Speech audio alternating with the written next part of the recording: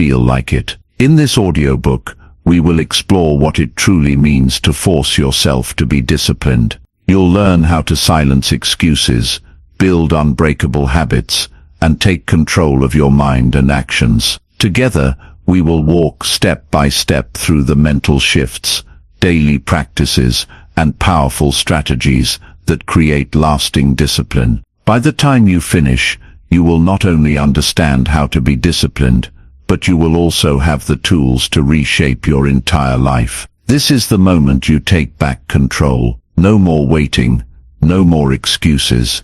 Let's begin. Chapter 1. Define the person you refuse to be.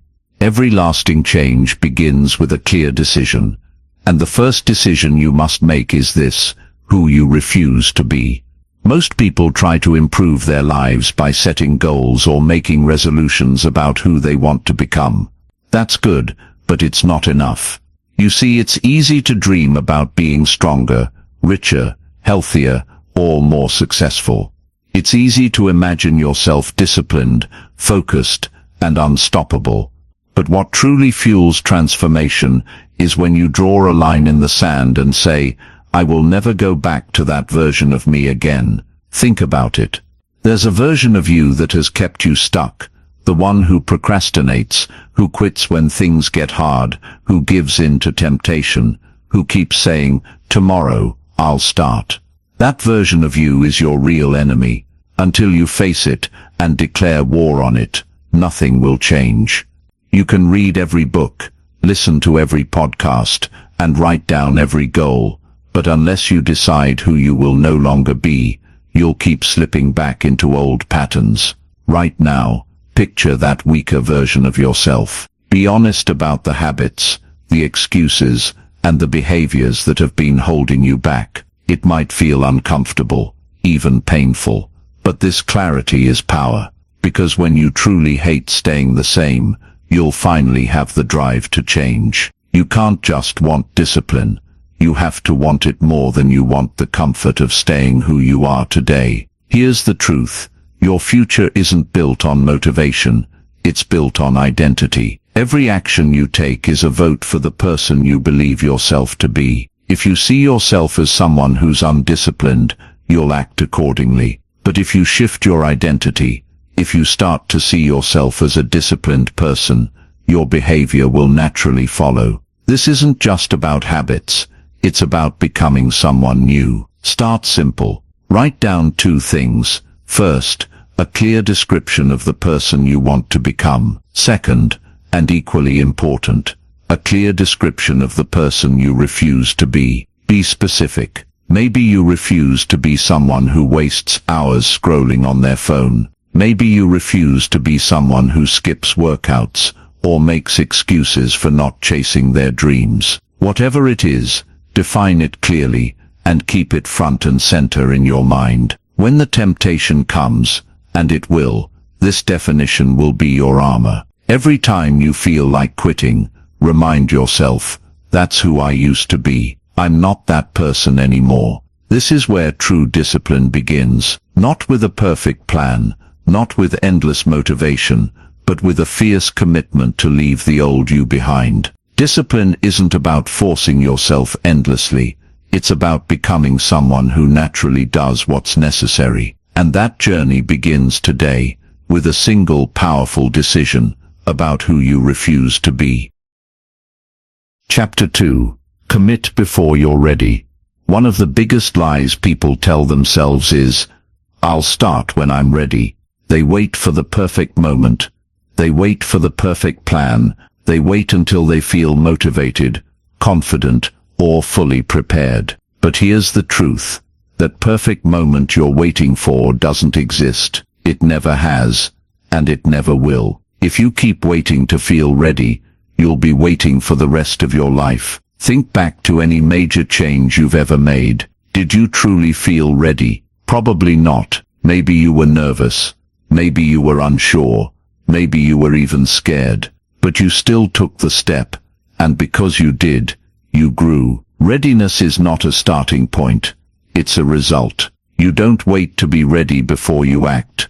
You act, and that action creates readiness. The disciplined life begins with a decision, not a feeling, and this is where most people get stuck. They think they need motivation first. They think they need confidence first. But confidence comes from doing, not from thinking. Motivation grows when you start moving, not when you sit and plan endlessly. The most powerful thing you can do for yourself is to take action before you feel like it, before you have it all figured out. Imagine you're standing at the edge of a cold swimming pool. You dip your toe in.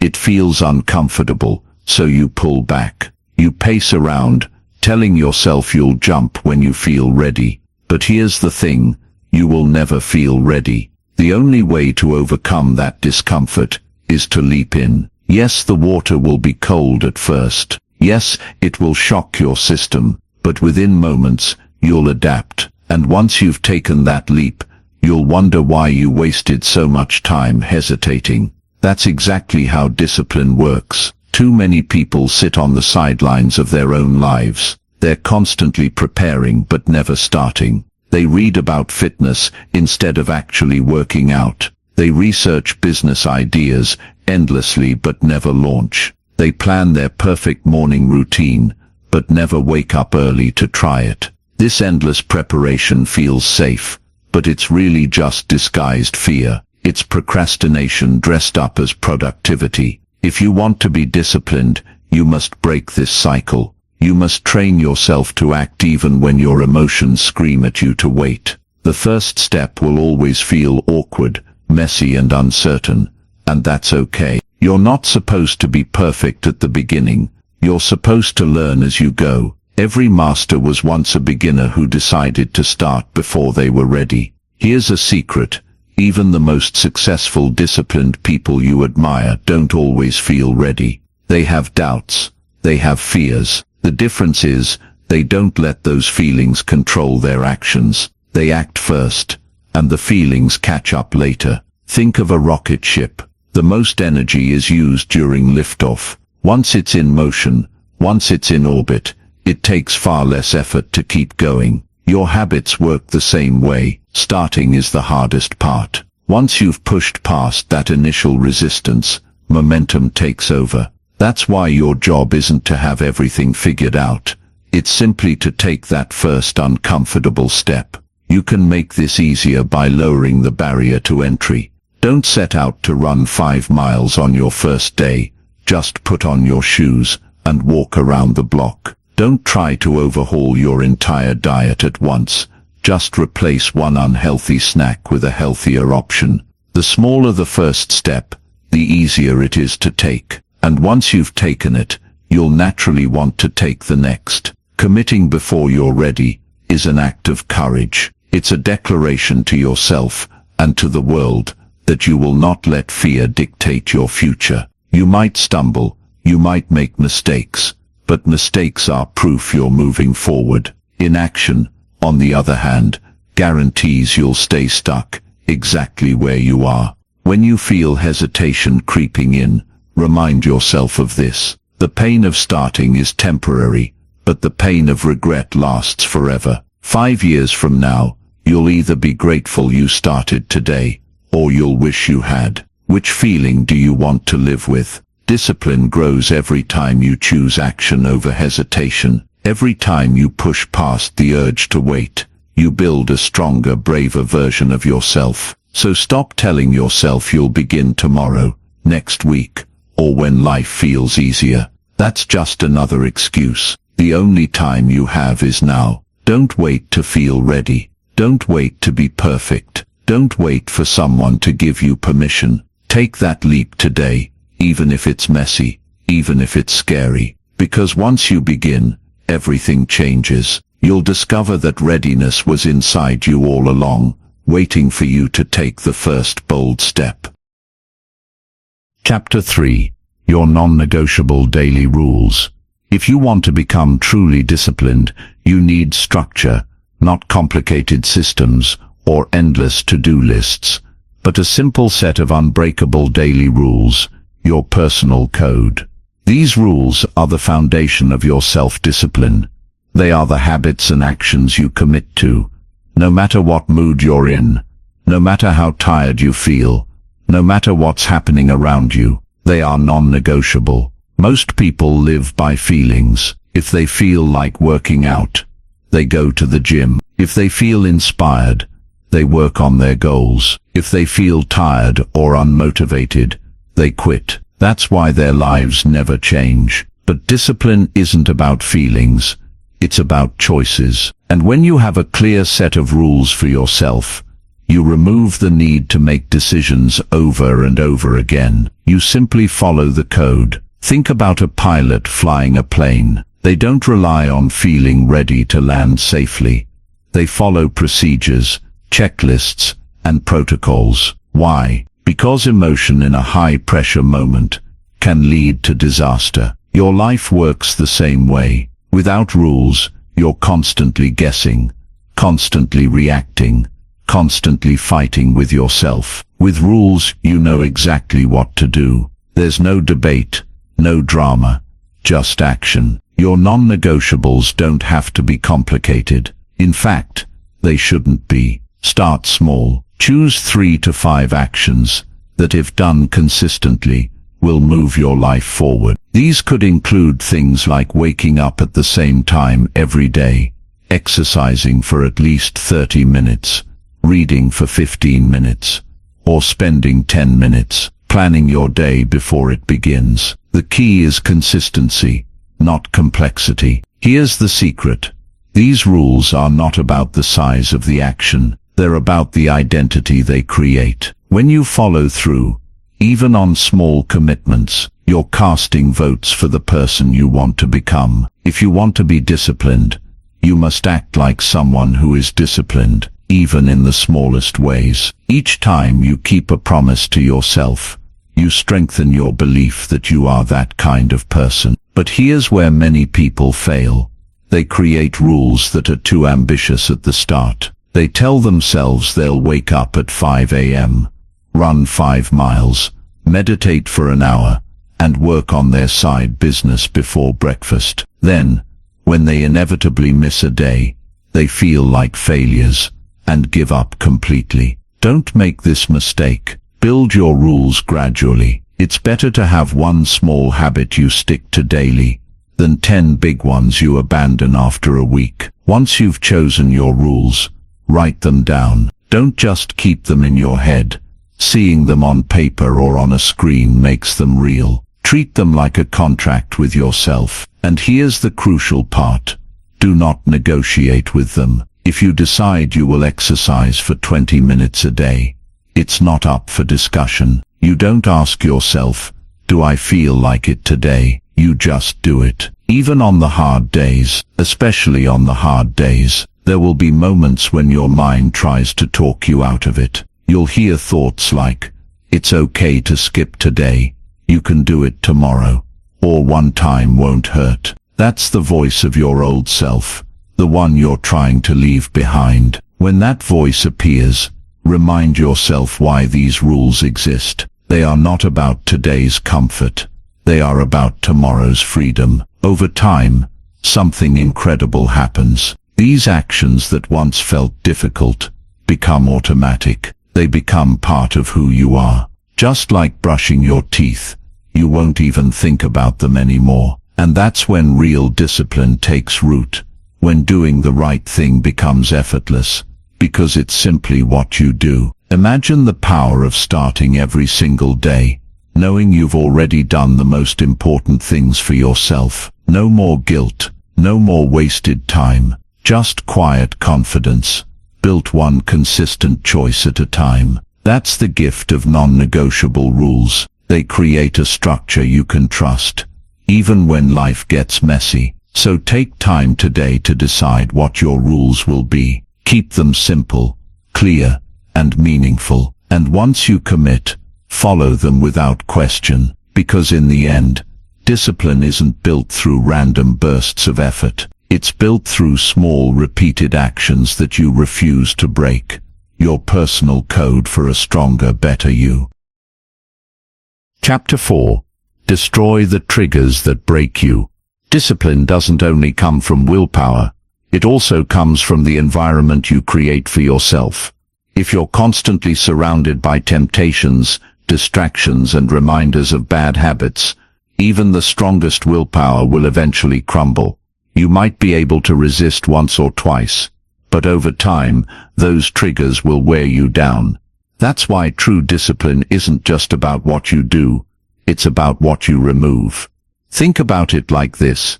If someone is trying to quit smoking but keeps a pack of cigarettes in their drawer, just in case they're setting themselves up to fail, sooner or later, on a stressful day, they'll reach for it. The same principle applies to you. Whatever your goal is, you must eliminate the things that make failure easy and success hard. You can't keep walking through a minefield and expect to stay safe. You have to clear the path. Most people underestimate how much their environment shapes their behavior. They think they're in control, but really, they're reacting to cues all around them. That phone buzzing on your desk, that junk food in your kitchen, that negative friend who always pulls you back into bad habits. These are triggers, and every trigger has the power to pull you off course. The good news is, once you identify them, you can destroy them, and suddenly, discipline becomes much easier. Start by paying attention to your patterns. When do you tend to slip up? Is it late at night when you're tired and scrolling on your phone? Is it when you go out with certain people who encourage your worst behaviors? Is it when you sit down to work and see 100 notifications fighting for your attention? These moments are not random. They are clues pointing to your triggers. Once you've identified them, take action. Don't just try to resist temptation, remove it. If you struggle with wasting time on your phone, put it in another room while you work. If junk food is your weakness, don't buy it in the first place. If certain environments lead you to bad decisions, stop going there. And yes, if certain relationships consistently drag you down, you may need to create distance or even walk away. This might feel extreme at first. You might tell yourself, I should be strong enough to handle it. But here's the truth. Strength isn't about constantly fighting battles you don't need to fight. Strength is about setting yourself up to win. If you don't want to fall into a hole, don't walk near the edge. By removing the triggers, you reduce the number of decisions you have to make each day, and that frees up your energy to focus on what really matters. Here's a simple example. Imagine trying to eat healthy while keeping a plate of cookies on your counter. Every time you walk by, you have to decide whether to take one. Even if you resist 9 times out of 10, that 10th time will get you. Now imagine those cookies aren't even in the house. There's no decision to make, no inner battle to fight. It's simply not an option. That's the power of removing triggers. You win by default. Your environment should reflect the person you want to become, not the person you're trying to leave behind. Surround yourself with reminders of your goals, not your temptations. If you want to write a book, keep a notebook and pen where you can see them. If you want to exercise, lay out your workout clothes the night before. These are positive triggers, small visual cues that push you toward the behavior you want. It's also important to set boundaries with people. Some people, even those who care about you, may unconsciously encourage your old habits. They might say things like, "Come on, just skip today," or "You've been working so hard, you deserve a break." While they might mean well, those words can weaken your resolve. Be clear about your goals and what you need from them. If they can't support you, be willing to limit your time with them until you're stronger. Remember this, discipline is not just about self-control in the moment. It's about designing a life where the path of least resistance leads you to success. When you destroy the triggers that break you and replace them with triggers that build you up, you make discipline almost automatic. So take a hard look at your surroundings, your routines, and your relationships. Be honest about what's holding you back. Then take bold action to clear the obstacles.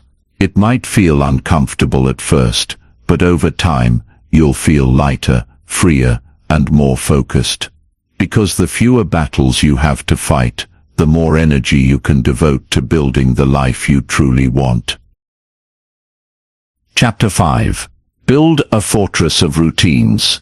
If you want lasting discipline, you can't rely on motivation or random bursts of willpower. Those things are like the weather. They change constantly. Some days you'll feel unstoppable. Other days you won't even want to get out of bed. That's why you need something stronger, something that doesn't depend on how you feel in the moment. You need routines. A good routine is like a fortress. It protects you from the chaos of life. It gives you structure, clarity, and stability. When you have strong routines, you don't have to wake up each day wondering what to do or when to do it. You already know. There's a rhythm to your life, a flow that keeps you moving forward no matter what's happening around you. Think about your mornings for a second. How you start your day sets the tone for everything that follows. If you wake up late, rush around and start scrolling through your phone before you even get out of bed, you've already handed control over to the world.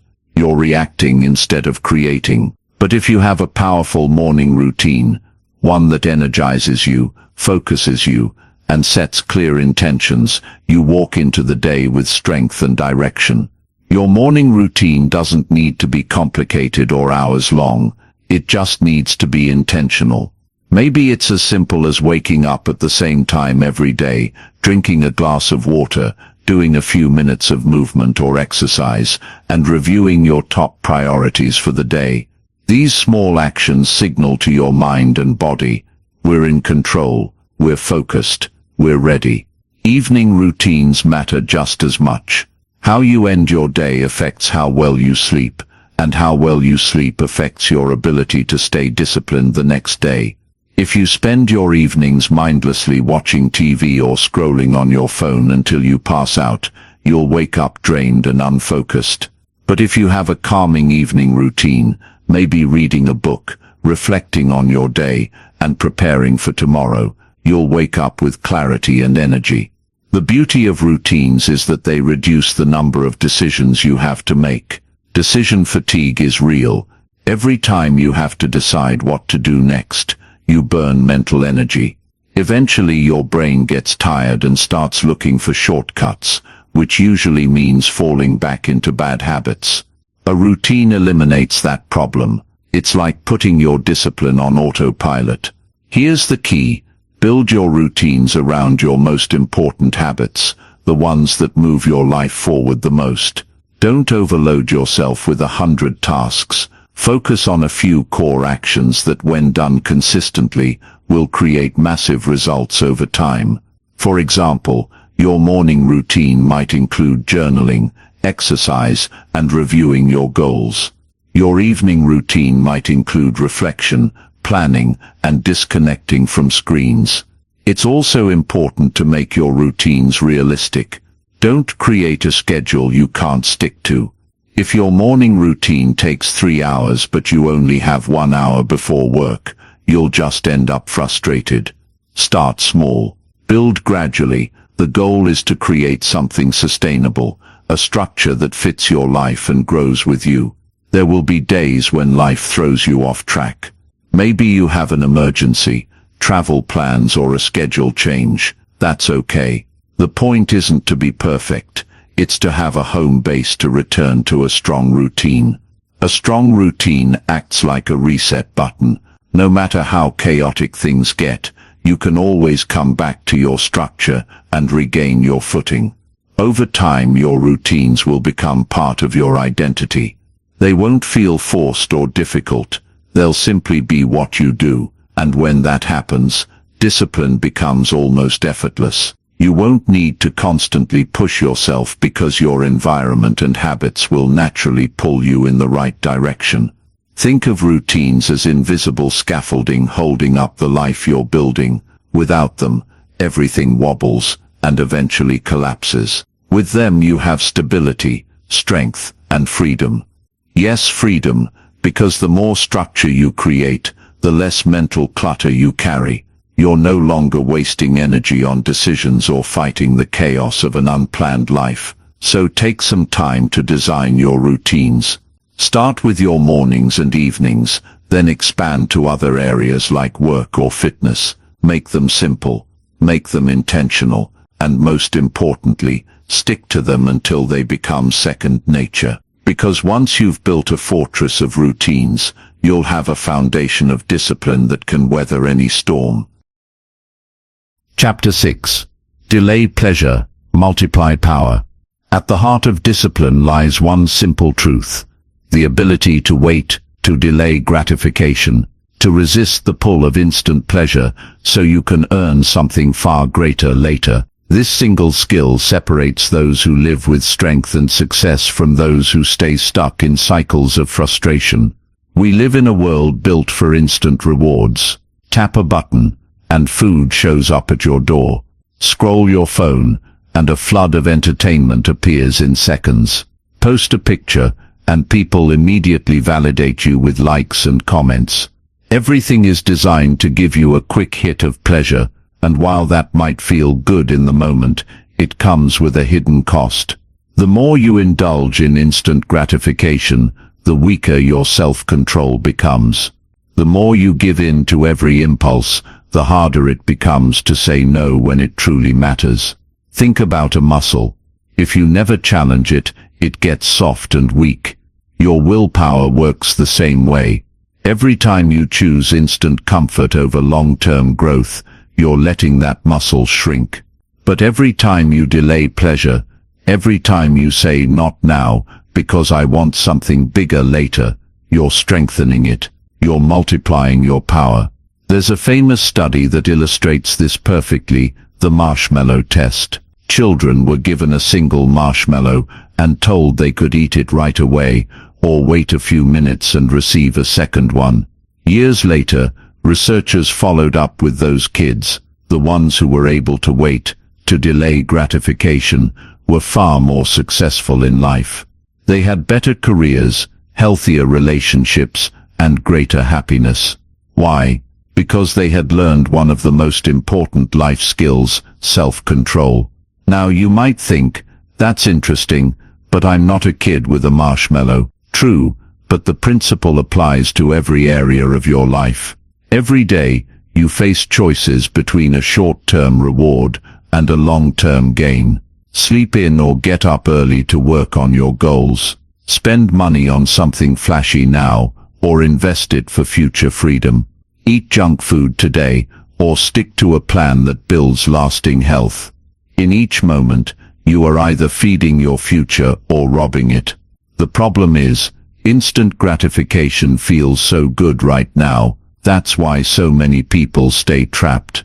They keep trading their long-term dreams for momentary comfort, and then they wonder why they feel stuck, unfulfilled and powerless. The truth is, success demands sacrifice. You can't have it all at once. You must give up something now to gain something better later. Here's the mindset shift. When you delay pleasure, you are not depriving yourself. You are investing in yourself. Think of it like planting a seed. You don't dig it up every day to check if it's growing. You water it, nurture it, and trust that one day it will bear fruit. Discipline works the same way. You endure a little discomfort today because you know the reward will be worth it tomorrow. Start small. You don't have to overhaul your entire life in one day. Practice saying no to little temptations. Maybe it's resisting the urge to check your phone for the first hour of your morning. Maybe it's waiting 10 minutes before giving in to a craving. Each small victory strengthens your self-control. Over time, those victories add up, and you'll find yourself capable of resisting bigger temptations with ease. It also helps to create a clear vision of the future you're working toward. When the reward feels real and meaningful, it becomes easier to wait. If you're tempted to skip the gym, picture yourself strong, confident, and healthy months from now. If you want to spend money impulsively, visualize the freedom of being debt-free, or the excitement of a future investment paying off. The more vividly you can see your future, the less appealing those fleeting pleasures will seem. Remember, discipline is not about saying no to everything forever. It's about choosing the right yes. It's about trading small, empty pleasures for big, meaningful ones. There's nothing wrong with enjoying life, but it must be on your terms, earned through patience and persistence, not stolen by impulse. When you master delayed gratification, you become unstoppable. You no longer chase every shiny distraction. You no longer let cravings control you. Instead, you act with purpose. You play the long game while others burn out chasing quick fixes. And slowly, day by day, you build a life that's rich, fulfilling, and truly yours. So the next time you face temptation, pause and remind yourself, I can have this now, or I can have something far greater later. Then choose the greater reward. Every time you do, you're not just practicing discipline, you're multiplying your future power. Chapter 7. Build inner strength through discomfort. If you want to become truly disciplined, you must make peace with discomfort. In fact, you must do more than make peace with it. You must seek it out, embrace it, and even learn to value it. Because here's the truth.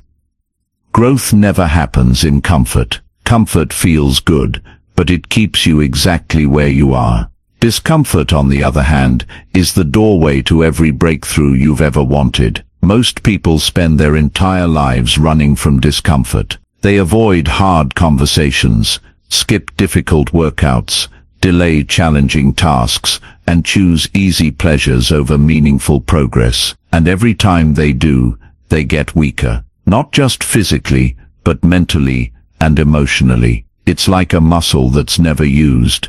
Over time, it shrinks. Their capacity to handle life's challenges gets smaller and smaller until even small setbacks feel overwhelming. But here's the powerful thing, you can reverse this. You can build inner strength the same way you build physical strength, by deliberately putting yourself in situations that challenge you. Every time you face discomfort and push through it, you expand your capacity. You grow tougher, calmer, and more resilient. And eventually the very things that once terrified you will feel like nothing more than warm-ups. Think about working out. If you lift the same light weight over and over, your muscles won't grow. But when you increase the weight, when you feel the burn and keep going anyway, that's when real growth happens. Life works the exact same way. The weight you lift is discomfort, challenges, setbacks, and hard choices.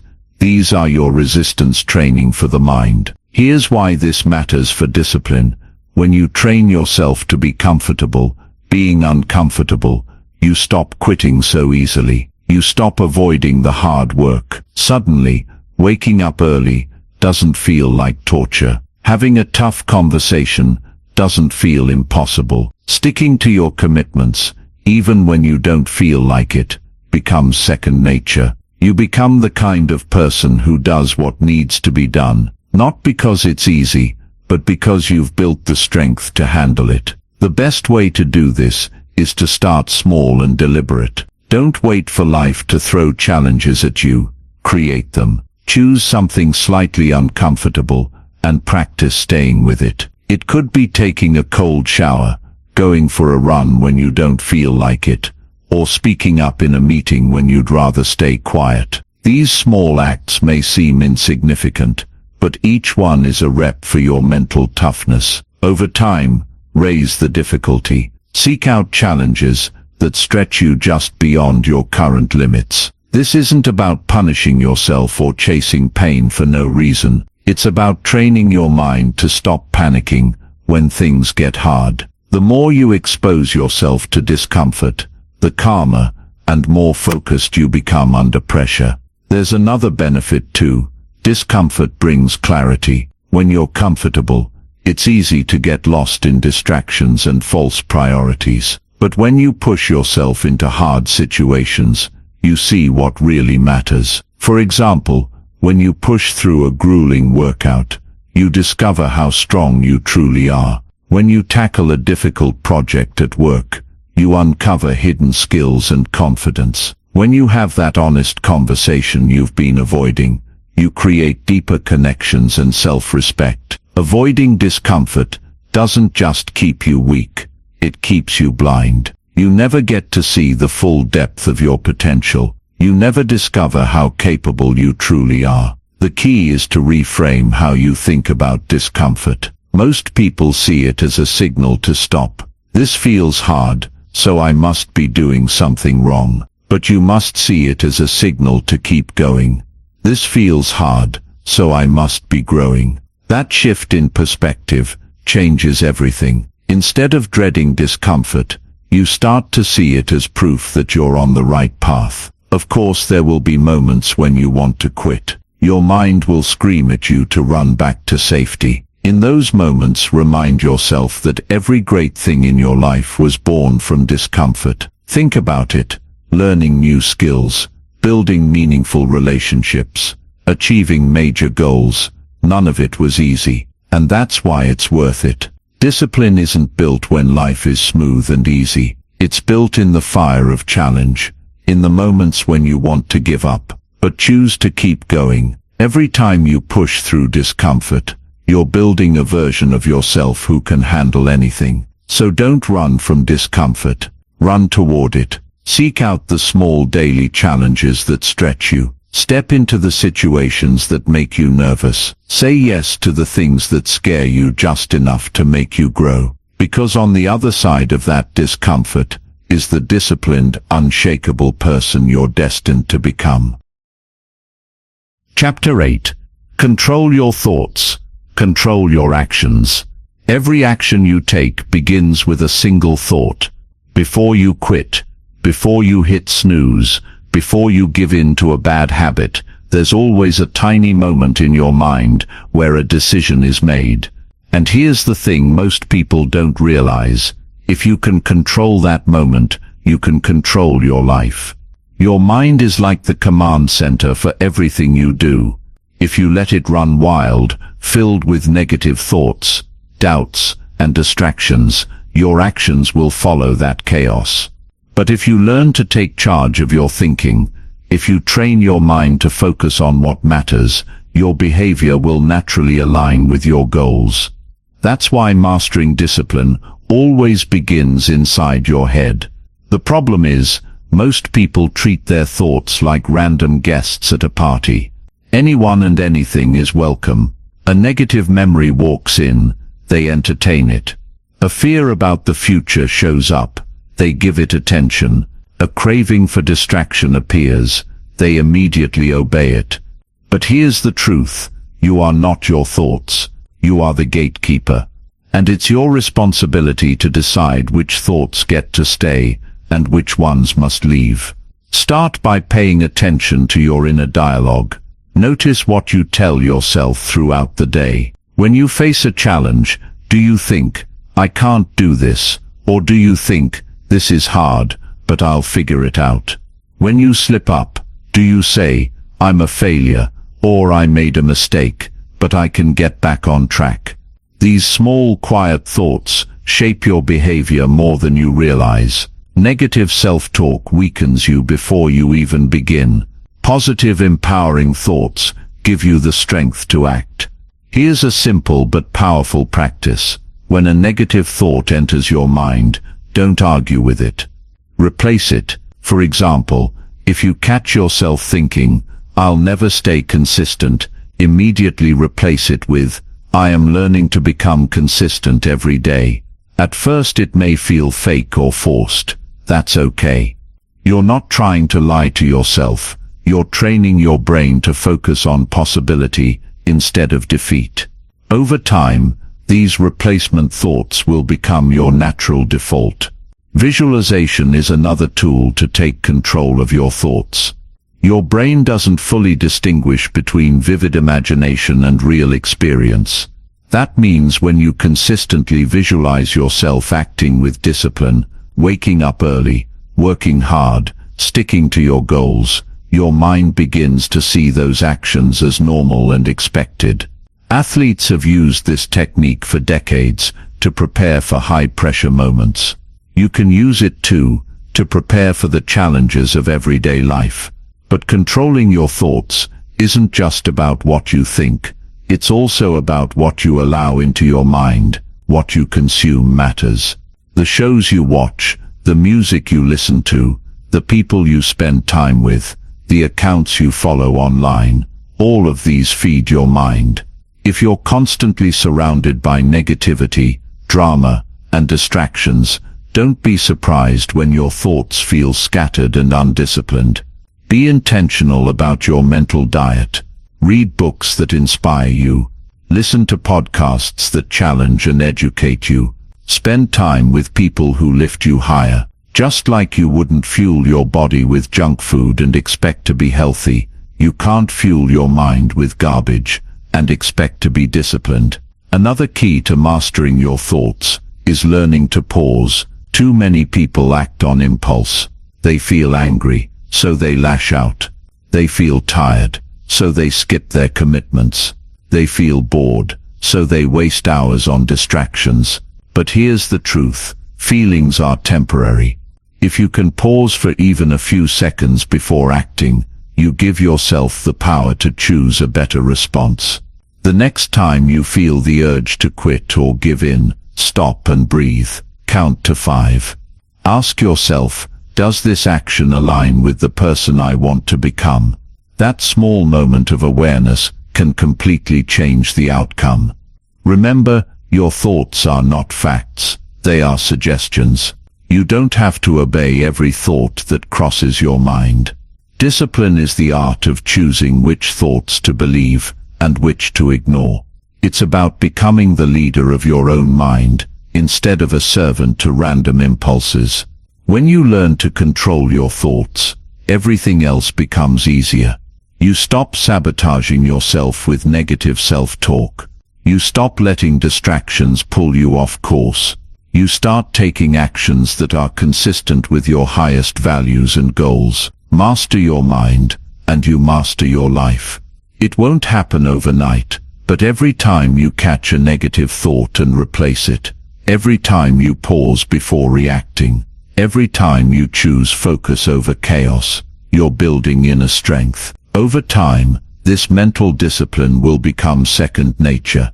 Your actions are a reflection of your thoughts. So if you want to change what you do, start by changing what you think. Because when you control your thoughts, you control your destiny. Chapter 9. Break the cycle of excuses. Excuses are the silent killers of dreams. They sound harmless at first, even reasonable, but over time they slowly poison your potential. Every time you tell yourself a story about why you can't do something, you build another wall between you and the life you want. And here's the dangerous part. Most excuses don't even sound like excuses. They sound like logic, like truth. That's why they're so powerful and so destructive. Think about how many times you've said or thought things like, I'm too busy, I'm too tired, I'll start tomorrow, or it's just not the right time. These phrases feel safe, even comforting, because they take the pressure off. If the problem is your schedule, or your energy level, or the timing, then it's not really your fault, right? But deep down you know the truth. These are just excuses dressed up as reasons. The first step to breaking the cycle of excuses is radical honesty. You must be willing to look at yourself and admit when you're hiding behind a story. It's uncomfortable. It stings. But it's also freeing, because once you stop lying to yourself, you take back your power. You can't control the past or the world around you, but you can control your choices right now. And as long as you're blaming something or someone else, you'll never take that control. Excuses thrive in the space between desire and action. You want to get healthier, but you say, I don't have time to work out. You want to save money, but you say, I don't make enough. You want to chase your dream, but you say, I'm not ready yet. The truth is, it's rarely about time, money, or readiness. It's about priorities. When something truly matters, you find a way. When it doesn't, you find an excuse. Here's a simple test to see if an excuse is holding you back. Switch it from a statement to a question. Instead of saying, "I don't have time," ask, "How can I make time?" Instead of saying, "I can't afford it," ask, "How can I afford it?" This small shift forces your brain to look for solutions instead of dead ends. Suddenly, you go from feeling powerless to feeling resourceful. Another way to destroy excuses is to shrink the task until there's no room to argue with yourself. If you keep saying, "I don't have time to work out for an hour," commit to 5 minutes. Just 5 minutes. If you say, "I don't have time to write a book," commit to writing 1 paragraph a day. Often the real problem isn't the task itself. It's the story in your head about how big and scary it is. By starting small, you take away your mind's favorite weapon, overwhelm. You also need to be aware of the excuses other people feed you. Some excuses come from within, but others come from friends, family, or society. People who've settled for less will often try to pull you down to their level. They'll say things like, "Don't work so hard, just relax," or "It's impossible to succeed in this economy," or "People like us don't get opportunities like that." These aren't facts, they're projections. If you accept them, they become your reality. Breaking the cycle of excuses isn't about being perfect. You will still have moments when the urge to make excuses is strong. The difference is, you'll catch yourself. You'll notice the pattern before it takes over, and when you do, you can stop, take a breath, and choose a different response. One powerful technique is to create a personal mantra that calls you out on your own nonsense, something short and sharp like, "No excuses, only actions." Say it to yourself whenever you catch an excuse creeping in. It interrupts the pattern and reminds you of who you've committed to becoming. Here's the reality: you can have excuses, or you can have results, but you can't have both. Every time you choose an excuse, you give up a piece of your future. Every time you choose action, even a small one, you take that piece back. Over days, weeks and months, these choices add up. They shape your destiny. So the next time you hear yourself saying, "I can't," pause and challenge it. Replace it with, "I won't, because I'm choosing something else." That simple change puts the responsibility back where it belongs on you, and that's not a burden. It's a gift. Because when you take full responsibility, you also claim full power. Your life will change the moment you stop letting excuses run the show. You'll stop being a victim of circumstances and start being the author of your story. Yes, it's hard. Yes, it's uncomfortable, but it's also the only path to freedom. Break the cycle today and watch what happens when you stop letting lies hold you back. Chapter 10. Track progress, not perfection. One of the biggest reasons people give up on discipline is because they expect perfection.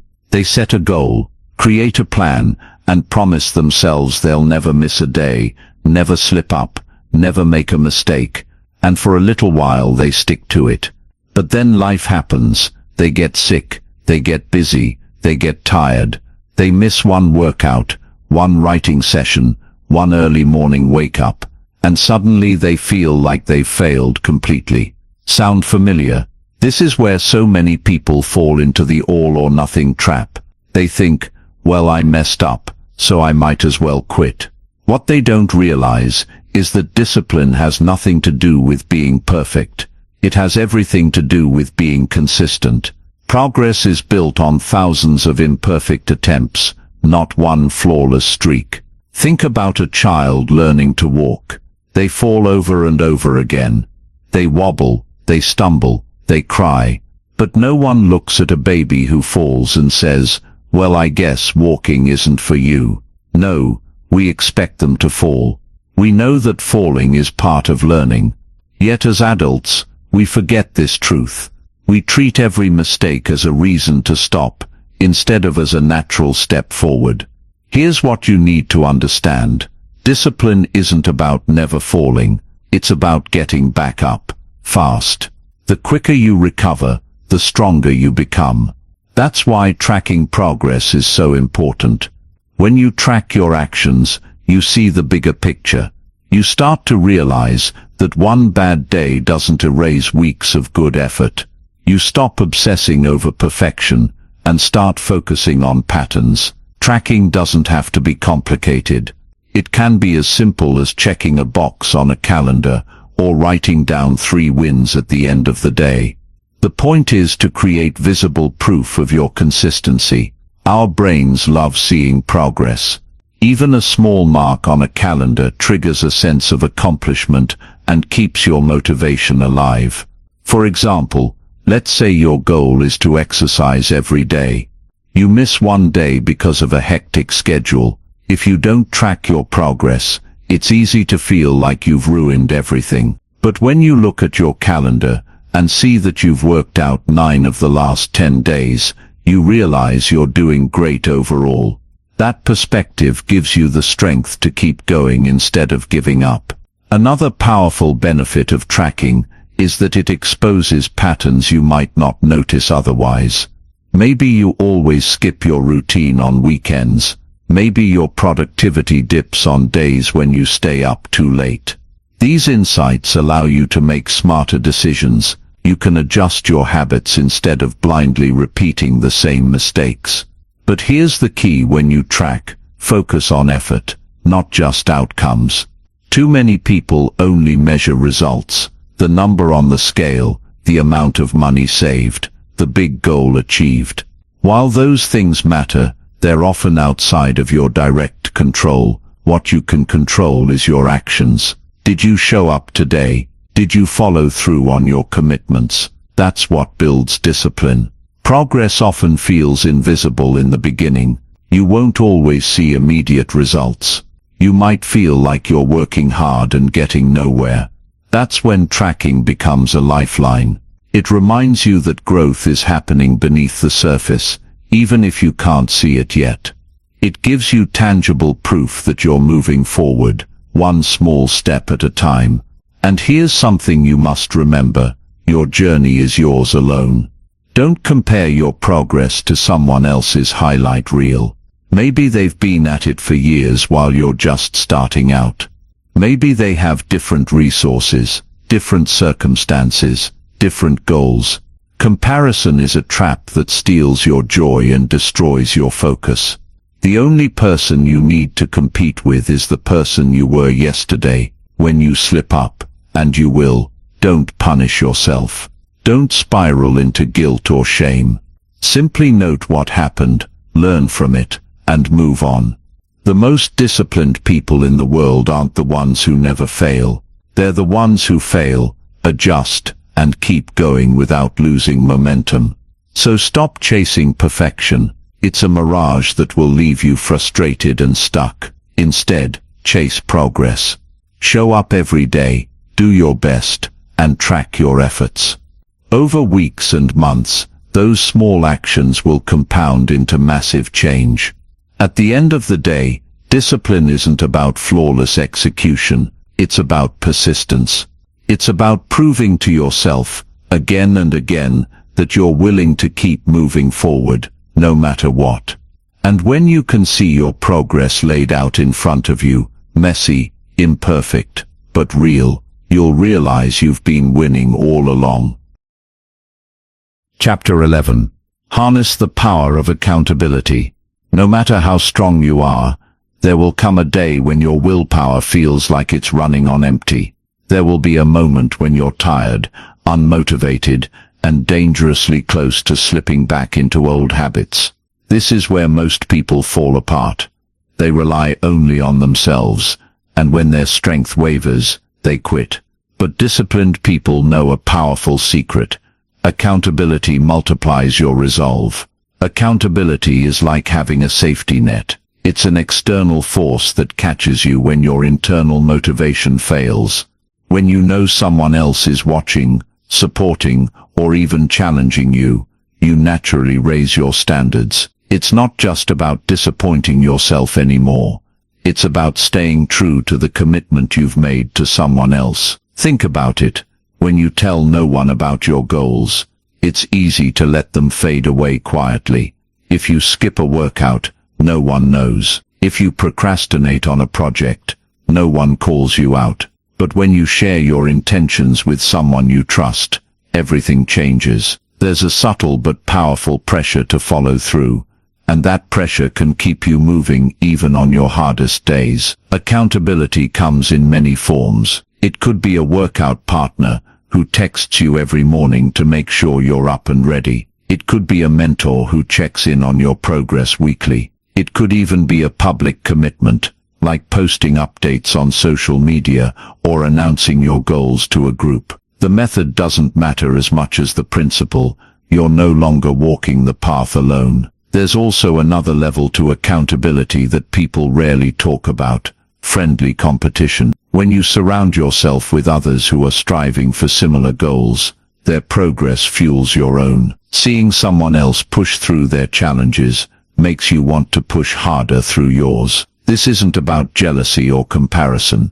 It's about inspiration. When you're part of a group where everyone is leveling up, you either rise with them or get left behind. But here's an important warning: choose your accountability partners wisely. The wrong person can do more harm than good. You need someone who genuinely wants to see you grow, not someone who will enable your excuses or secretly hope you fail. Look for people who will challenge you with honesty and support you with compassion. Sometimes that person is a friend, sometimes it's a coach, and sometimes it's someone you meet in a community dedicated to growth. If you can't find someone right away, start by holding yourself accountable in a visible way. Write your goals where you'll see them every day, on a mirror, a whiteboard, or even a sticky note on your computer. Track your progress publicly, even if no one else is watching. The key is to create a sense of visibility that makes quitting harder.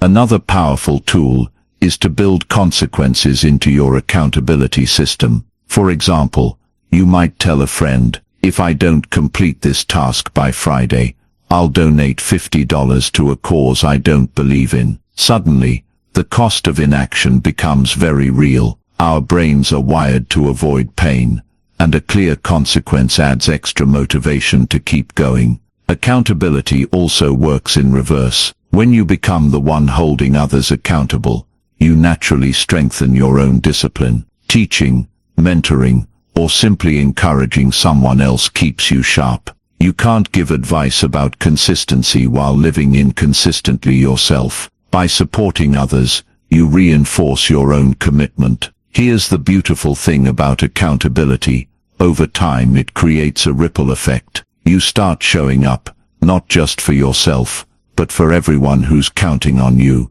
Your actions inspire others to be more disciplined, and their actions inspire even more people. What started as a private goal becomes a shared movement. The truth is, self-discipline can feel lonely at times. It's you versus your habits, your distractions, your fears. But when you bring others into the journey, everything changes. You gain strength, perspective and resilience you wouldn't have on your own. So ask yourself, who can you invite into your process? Who will you allow to see both your victories and your struggles? Don't wait for accountability to find you. Seek it out. Create it. Because when you harness the power of accountability, you give yourself an unfair advantage. You create a system where success becomes not just possible, but inevitable. And when those moments come, the moments when you want to quit, you'll remember that someone out there believes in you, is watching you, and is ready to push you forward. That thought alone can be the spark that keeps your fire burning, long after your willpower has run dry. Chapter 12. Train your willpower like a muscle. Willpower is one of the most misunderstood forces in personal growth. People think it's something you either have or you don't. Like some are born naturally disciplined, while others are doomed to struggle forever. But the truth is, willpower isn't fixed. It's not a permanent trait.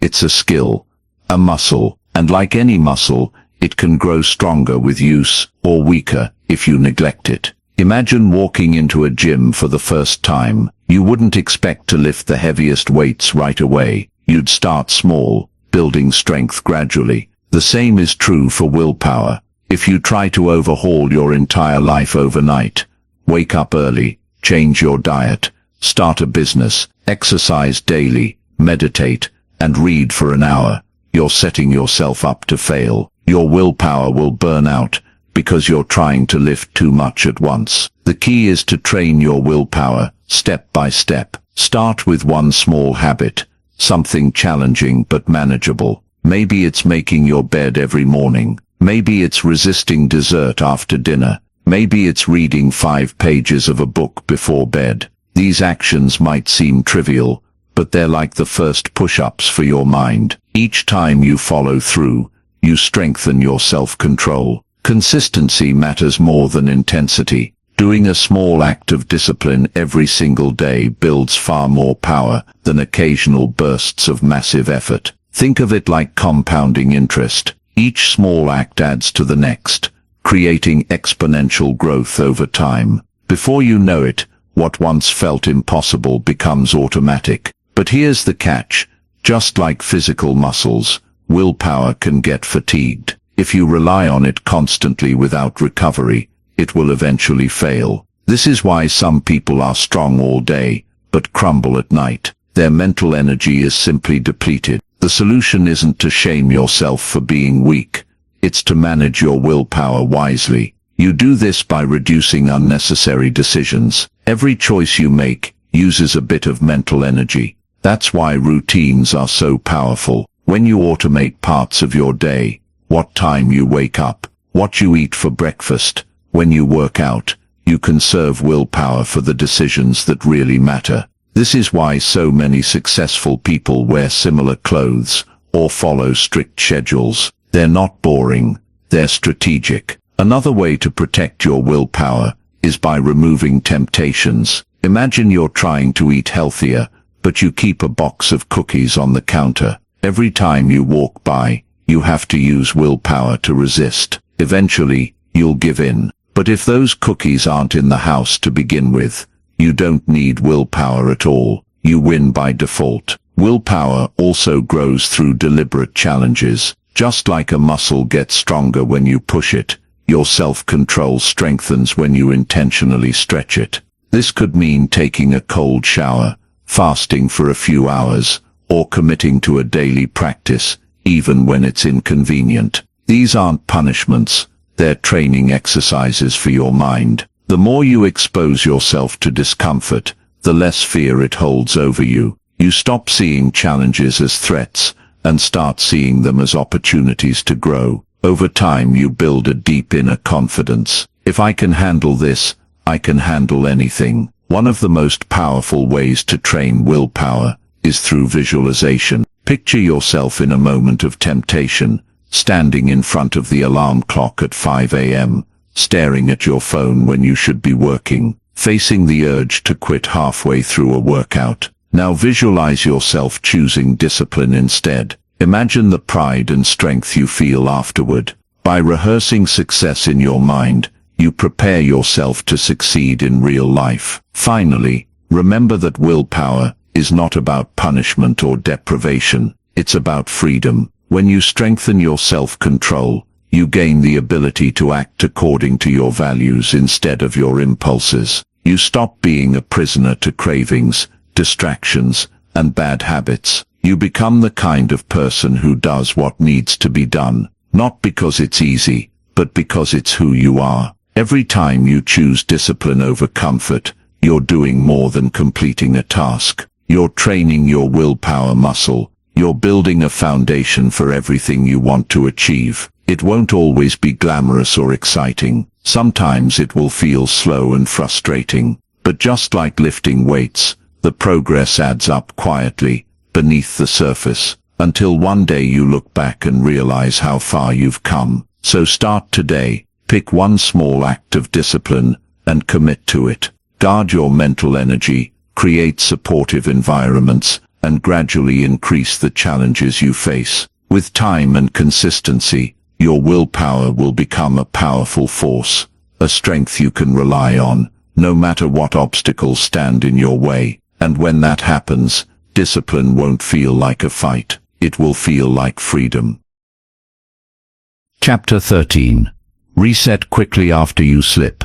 No matter how disciplined you become, there will be moments when you slip. It's not a possibility, it's a guarantee. You will miss a workout. You will sleep through your alarm. You will eat the thing you promised yourself you wouldn't.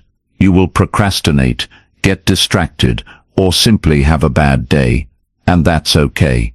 What matters is not whether you fall, but how quickly you get back up. Most people don't fail because they slip once. They fail because they stay down after the slip. They let one mistake spiral into a pattern of mistakes. They think, well, I already messed up today, so I might as well give up completely. It's the all or nothing trap. One missed workout turns into a week off. One bad meal turns into a month of poor eating. One day of procrastination turns into weeks of inaction. This isn't about discipline, it's about mindset. Here's the truth. A single slip doesn't erase your progress. It only becomes dangerous when you allow guilt and shame to take over. Those emotions don't motivate you to do better. They drain your energy and convince you that you're a failure. And when you believe you're a failure, you act like one. The key to lasting discipline is learning to interrupt this cycle immediately. When you slip, pause. Don't run from it. Don't beat yourself up. Simply acknowledge what happened. Be honest with yourself, but do it without judgment. Say to yourself, I made a mistake. That's okay. Now I'm going to fix it. This simple act of self-compassion is powerful. It breaks the chain of negative self-talk and opens the door to action. The faster you reset, the stronger your discipline becomes. Imagine a professional athlete. When they make a mistake during a game, they don't freeze and replay it in their mind over and over. They move on quickly because they know the next play is already happening. Life works the same way. Your next opportunity is always right in front of you, but you'll miss it if you're stuck dwelling on the last one. One practical way to reset quickly is to have a recovery ritual. This is a simple predetermined action that signals to your brain, we're back on track now. For example, if you overeat at lunch, go for a short walk instead of sitting in guilt. If you skip your morning routine, take 5 minutes to journal or meditate later in the day. If you procrastinate on a project, spend just 2 minutes doing something, anything, to create momentum again. These small actions break the emotional weight of failure and help you regain control. It's also important to understand your triggers. When you slip, ask yourself what led up to it. Were you tired, stressed, distracted? Often, there's a pattern. Maybe you tend to make poor decisions late at night. Maybe certain environments make it harder to stay disciplined. By identifying these patterns, you can adjust your habits and reduce the chances of future slips. But here's a crucial reminder.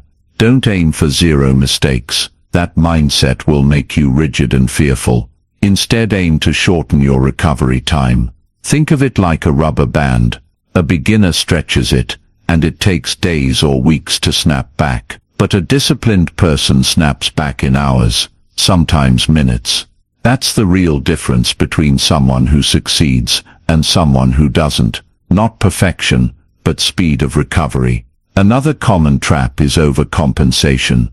After a slip, some people try to punish themselves by going to extremes, doubling their workout, cutting their calories too low, working all night to make up for lost time. This only leads to burnout and resentment. Instead, return to your normal plan, calmly and steadily. Discipline is about balance, not self-punishment. Remember, every slip is a chance to practice resilience. When you recover quickly, you prove to yourself that failure is temporary. You train your mind to see challenges as part of the process, rather than proof that you can't succeed. This creates a deep inner confidence. You stop fearing mistakes, because you know you can handle them. Think about it like this. A slip is just a single page in the story of your life. Don't tear out the whole book because of one bad page. Keep writing, keep turning the pages. Over time, those individual slips will barely matter compared to the story of persistence and growth you're building. So the next time you stumble, and you will, don't waste energy on shame or regret. Pause, breathe, and reset immediately. Take one small action to get back on track.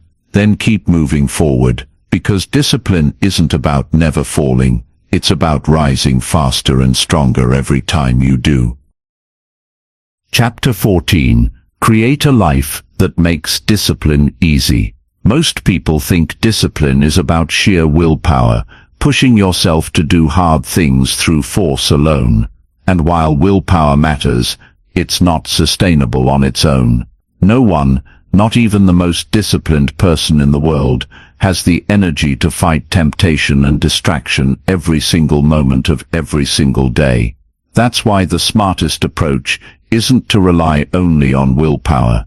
It's to design your life so that discipline becomes the natural, easy choice. Think of it like swimming with the current instead of against it. If everything around you supports your goals, you won't have to constantly battle yourself to stay on track. The right environment makes good habits effortless and bad habits inconvenient. Suddenly, staying disciplined isn't about being strong all the time. It's about creating a world where your success happens almost automatically. Start by looking at your physical environment.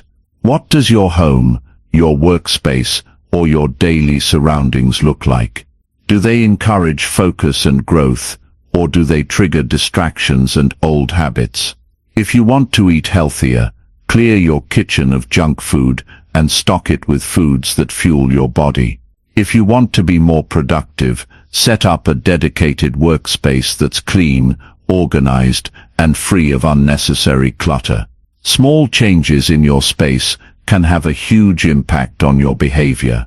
Your digital environment matters just as much.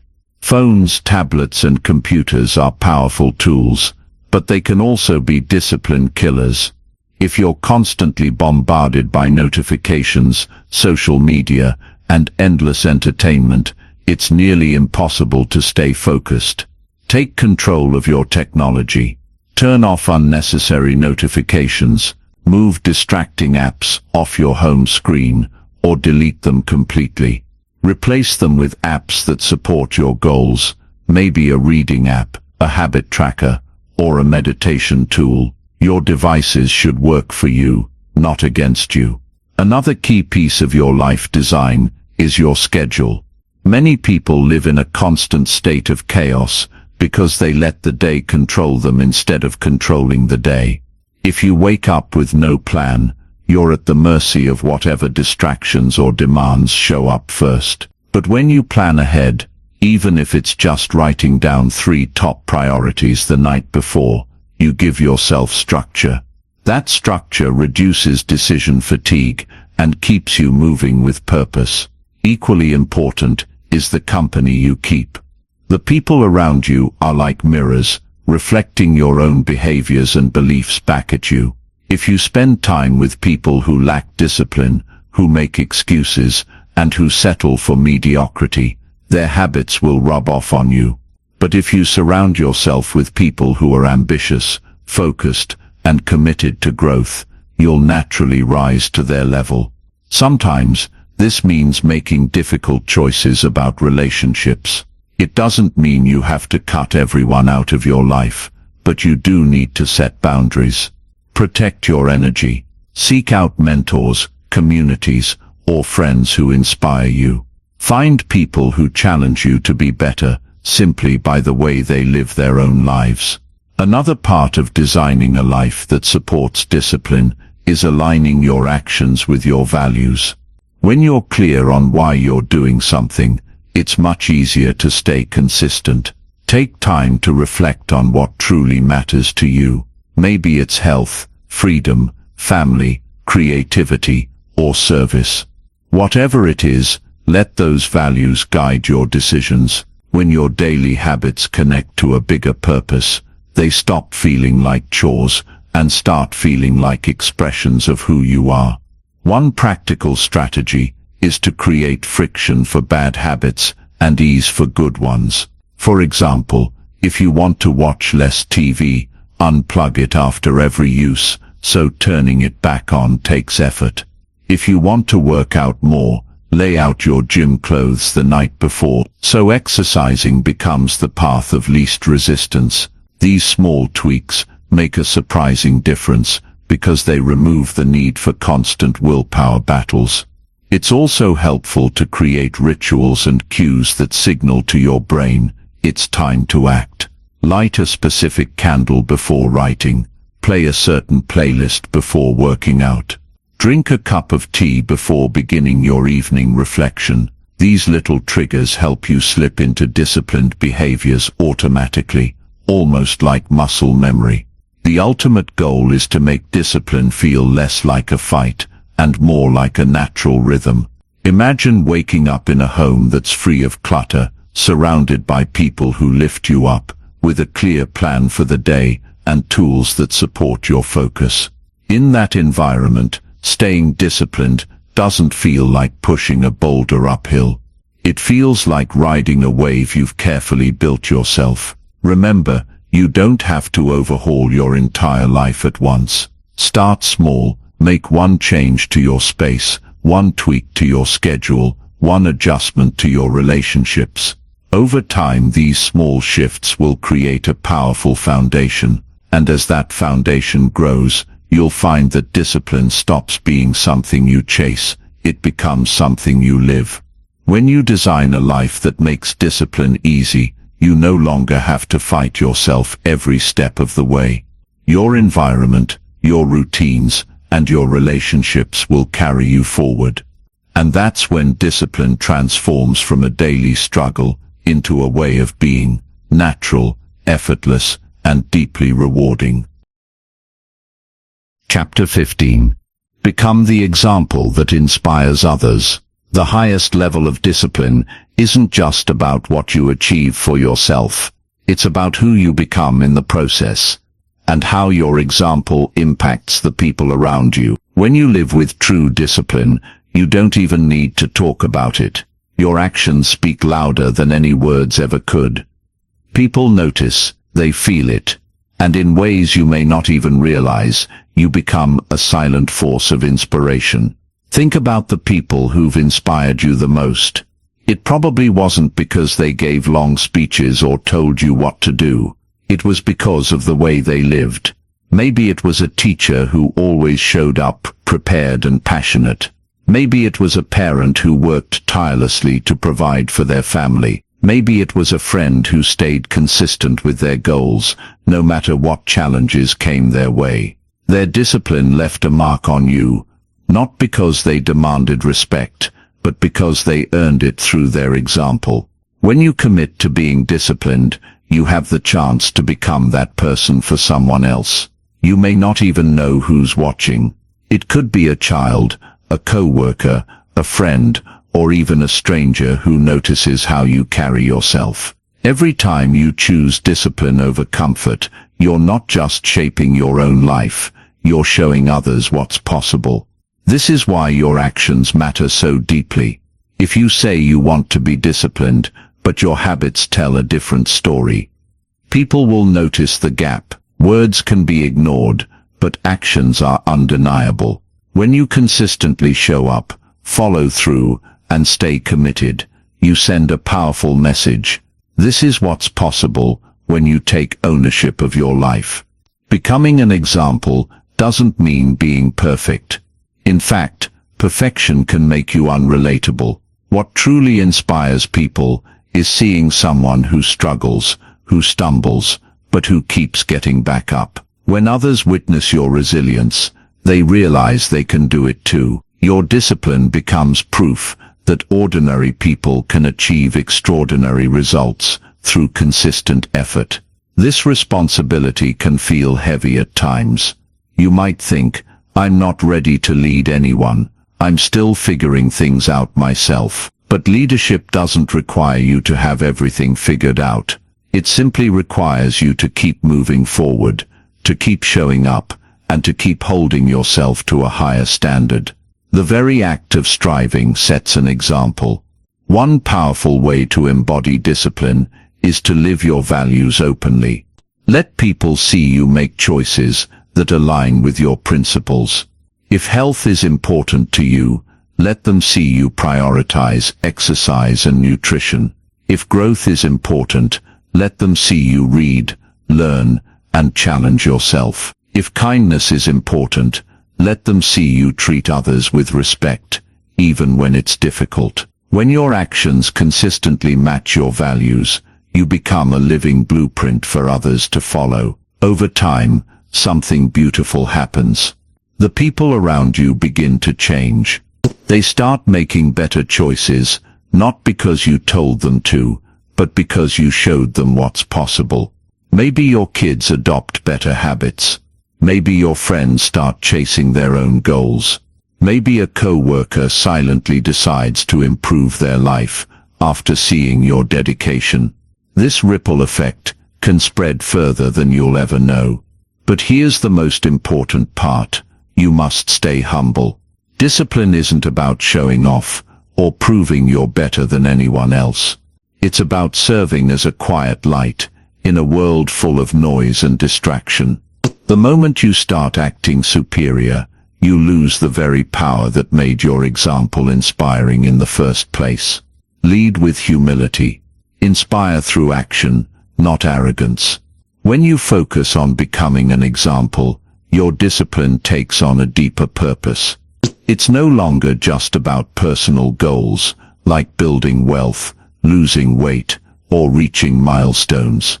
It becomes about legacy, the lasting impact you leave on the people you touch. Long after your specific achievements are forgotten, the way you lived will remain.